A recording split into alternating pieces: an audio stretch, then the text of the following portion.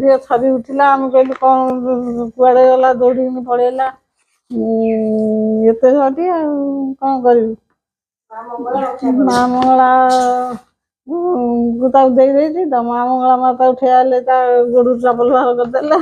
ଆଶ୍ଚର୍ଯ୍ୟ କଥା ନାଇଁ, ଏମିତି ପିଲା କୋଉଠି ଚପଲ ବାହାର କରି ଅଟକିବା କଥା ନୁହେଁ।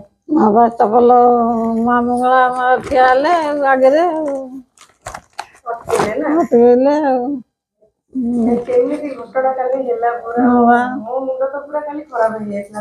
ଚପଲ ନ ବାହାରେ ତା ଗୋଡରୁ ସେ ସେଠି ଅଟକି ନଯାଏ। ତା ବାପା ହନୁମାନ ଭଳିଆ ଯାଇଛନ୍ତି। ହନୁମାନ ଧରିକି ମୁଁ ଆଖି ଖୋଲିଲା ବେଳକୁ ତା ବାପା ତାକୁ ଧରିଛନ୍ତି। କୁଟୁ କୁଟୁ କହିକି ଦୌଡ଼ିଛି, ଚାରି ଖେପା କରିଦେଇଛି। ପଥର କାନ୍ଥରେ ତା ହାତ ଖସି ହେଇଗଲା, ପୁଅର ଖଣ୍ଡିଆ ହେଇଗଲା, ବଡ଼ ହେଲା ଆଉ। ସେ ଦୌଡ଼ିଛି ଆଉ।